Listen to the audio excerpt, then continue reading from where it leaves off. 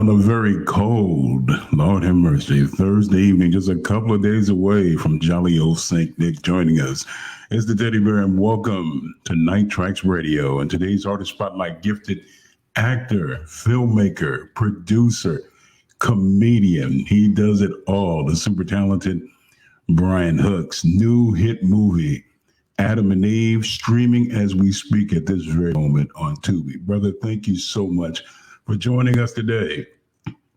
Yo, man, what's good? Ho. Man, I gotta say, first and foremost, congratulations on an exceptional movie. And it was so refreshing to see you play a serious character. I knew you had it in you because you've like kind of teased us a little bit over the years, but you really gave 1,000% of yourself. And I wanted to ask you, being the writer, how do you feel about the movie? Yeah, thank you so much for that, man. I've been overwhelmed and very excited about the response of Adam and Eve, and man, I'm so happy. You know, you're in this bubble, so to speak, making it, and you feel like what you're doing is great. Obviously, if you're making choices and doing what you're doing. And so when you finally finish and you have these little nuances and bells and whistles and you put it out in the world, you're hoping that they get it and they understand it. And from the feedback so far this past month, people have gotten it and they've enjoyed it and a ton, man. So it's exciting. And just as a, writer, producer, director, and star of the film, man, I couldn't be more happy and satisfied with the movie, man. It was a lot of hard work because it's independent, so I'm wearing 1,000 hats, but it was worth it all, man. It was worth it all. The cinematography. I'm a huge Bay Area guy. So when I seen Frisco, I said, "All right, we." Yeah. Isaiah, my DP, Isaiah Flores, who I don't dare shoot anything without, and unless we just can't help it. But it's just brilliant. We shot that on the red camera. I like to think the vision I had was great, and it was. But Isaiah took that great vision and took it to a whole nother level. Just the way he was able to capture things, and so man. San Francisco was an amazing backdrop, and the whole thing was that is like I wanted to tell this, this hood love story, about these Black people, and how can we give it a different backdrop, and I don't know that there's been any, Black hood love stories that have taken place in San Francisco. Maybe they have, but I was just like, that would be, creatively a different backdrop for us to see and feel, in addition to what you guys are hearing and what you guys are seeing, and what we're saying and doing. This backdrop of San Francisco, I just thought it just has so much character, the Bay Area. You know what I mean? Without question. So it's there, and so it was just a perfect place for this. The characters that I truly want to delve into. Mm-hmm. I've sat up here and I've looked at this movie a total of 4 times. Yeah, I love it. Every single time, Noah. Oh man, there are a couple of times I actually wanted to jump through the TV screen.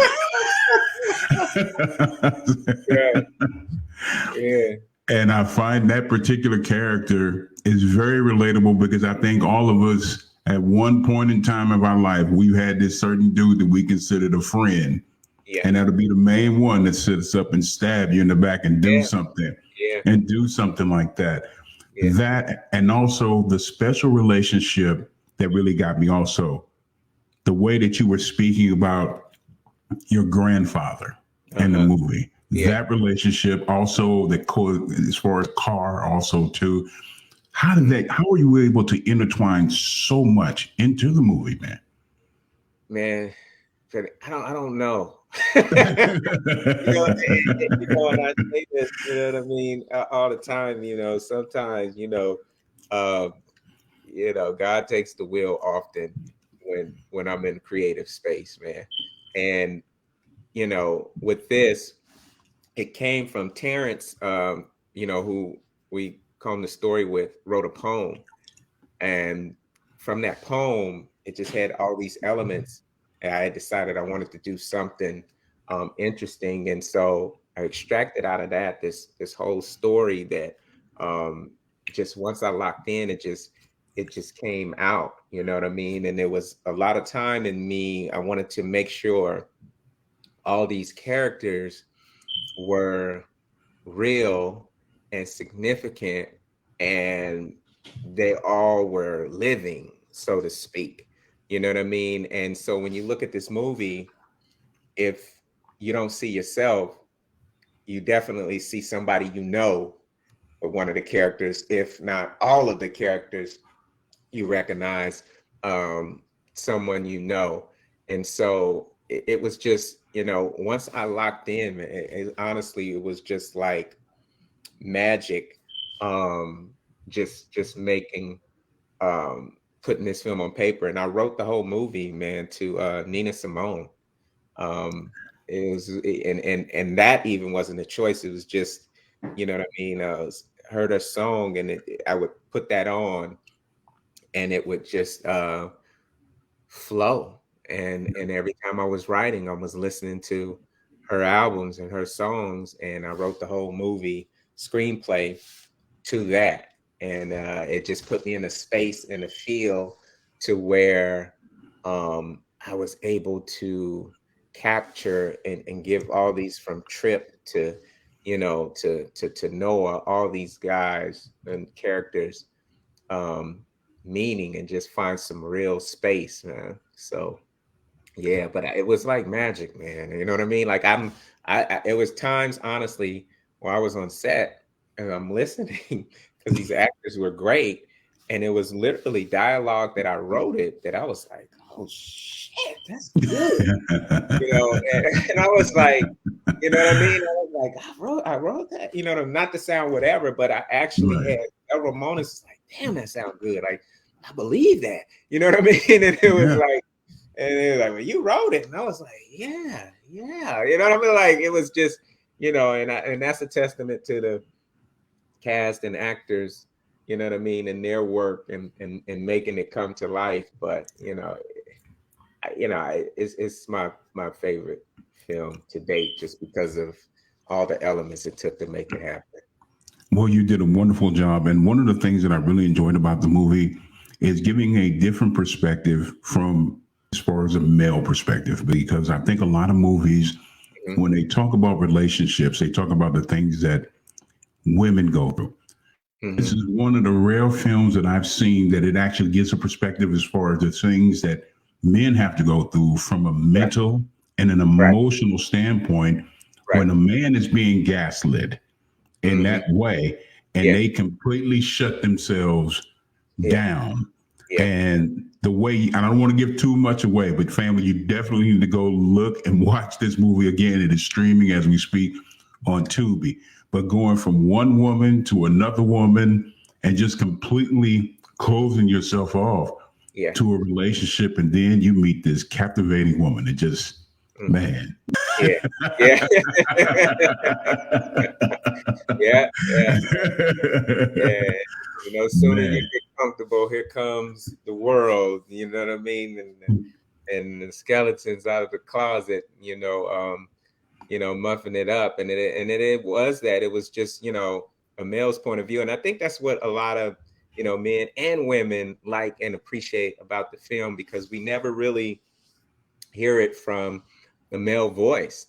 You know what I Right. mean? I even had like the lead actress saying, like, man, I never really realized that this was the male's POV of the love story. You know what I mean? Yeah. It sort of told and seen through the male's POV. And then it was just saying when we were making it, and then I don't know if I realized that, but it's certainly, you know what I mean, just this perspective. And and everybody, and depending on who you are, is depending on how you felt with the things that wound in this movie. You know what I mean? Whether you're a Reggie fan, like, even Reggie had a good case. Like, yo, what's going on? You know what I mean? Yeah. Like, and so there's all these different perspectives, man.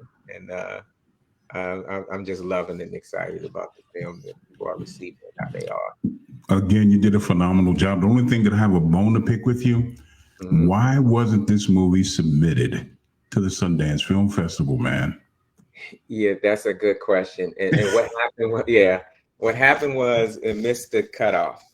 Oh my goodness. And so when we were finished, they were finished, and I actually, called and tried to make a case, and they were just like, ultimately saying, I feel you, but it's unfair for us to, at the end allow someone in and potentially be bumping someone else who, Right.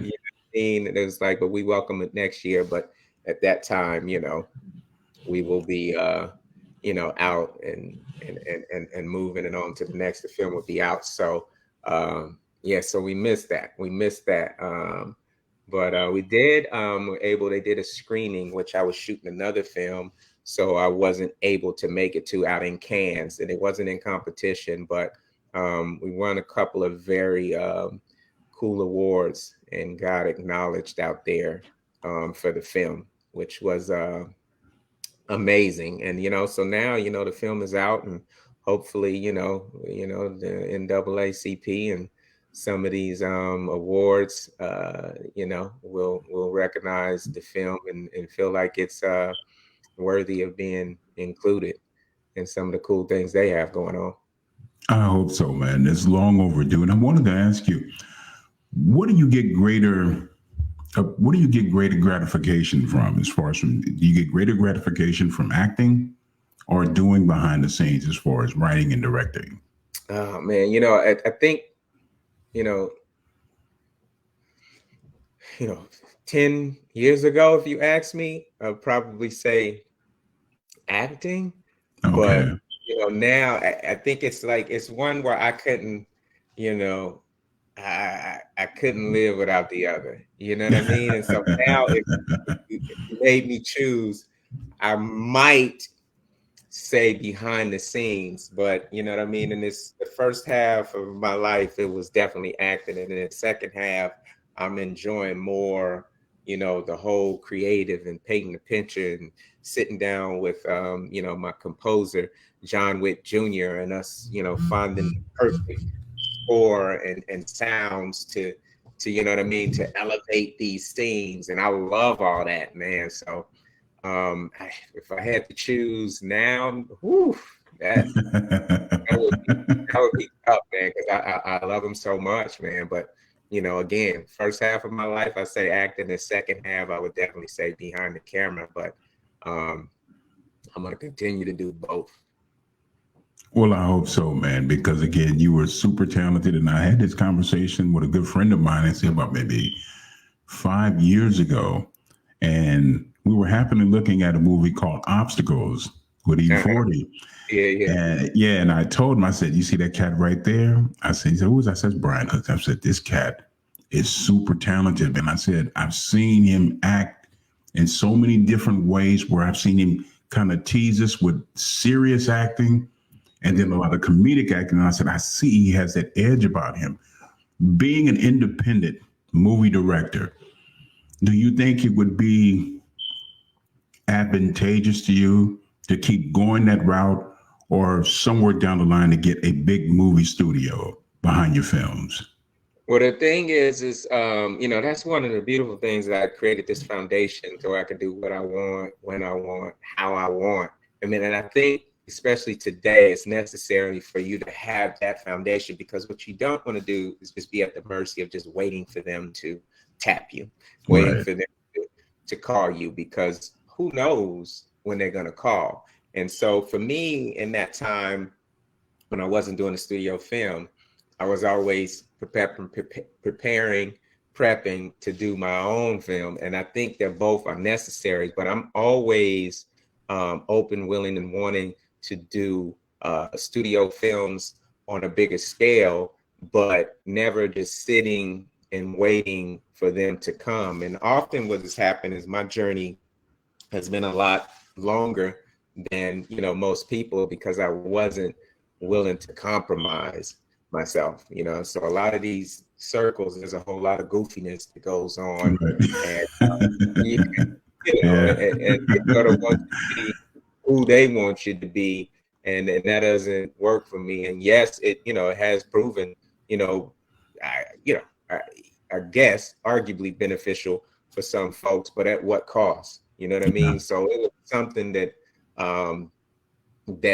that I would never want my kids to find out. Then I'm not cool with that, right? You know what I mean? If I have to be worried Yeah. about my hearing about it, seeing about it, or something like that, is things I stay away from. And in that instance, it is sort of, you know, it's made my journey longer, because I wasn't willing to, you know, pretend to be someone or not, or pretend to be somebody from whoever, you know, that person is. And I think you have to know, which I think a lot of people in this industry don't understand, like, you have to set goals for yourself that are contingent upon you. What are you trying to do?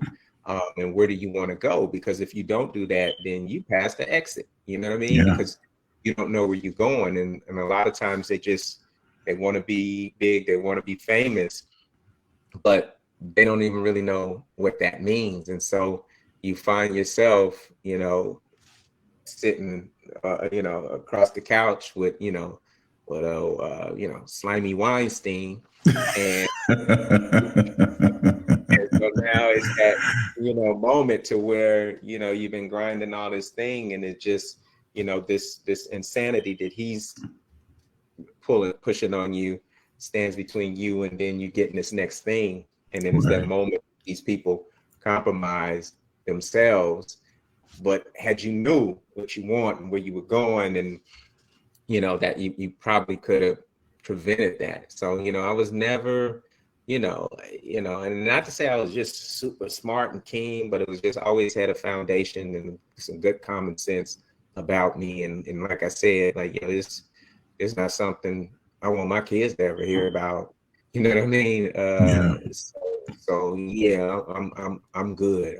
I'm going around the long way, and I catch up with y'all. You know what I mean? So you know, I welcome the bigger studio stuff, but I cherish these jewels that God has given me the ability to maintain a foundation and be able to do what I want, when I want, how I want. And while a studio may make a film and make $10, I make mines and make $5, but it's my $5 on my terms, you know. So if they want to meet me in that space, absolutely, I would love that. But you know, I won't compromise myself for that.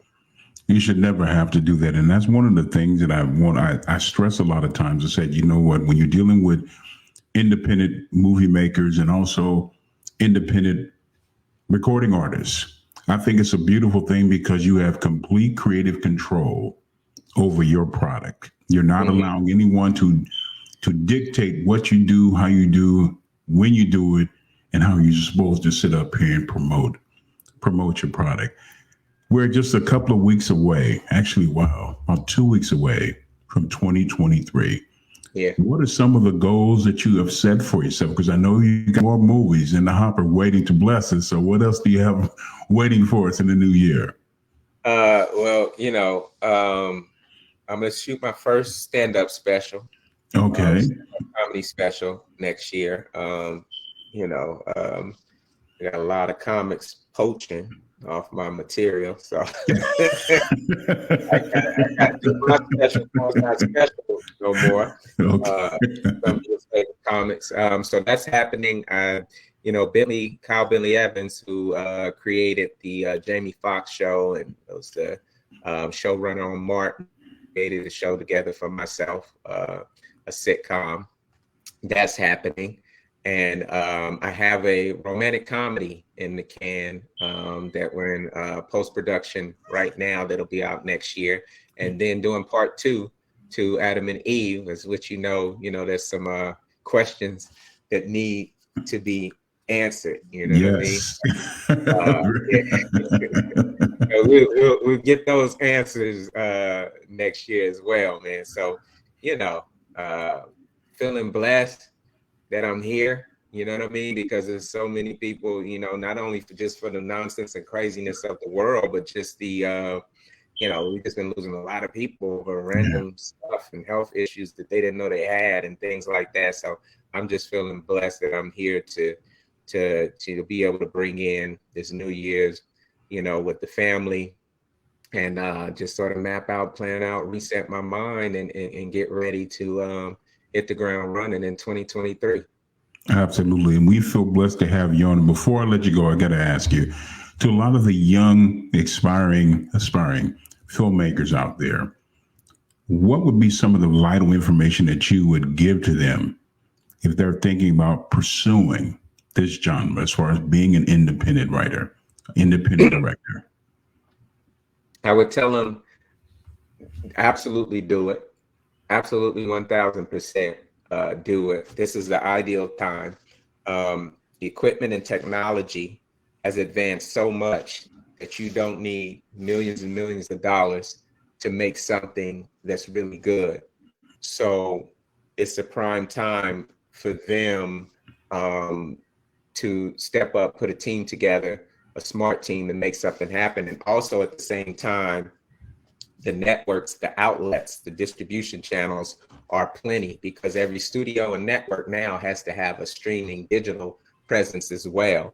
They can't fill all that content. So if you have content, then you will find a home if you make it, make something good. So it's sort of the perfect storm of when technology meets this, you know, streaming world, to where they're always in need and looking for content. And if you are, you know, doing the work, putting in the work, and you know what I mean, and you're smart about it, then you can sustain yourself and make a living doing what you love.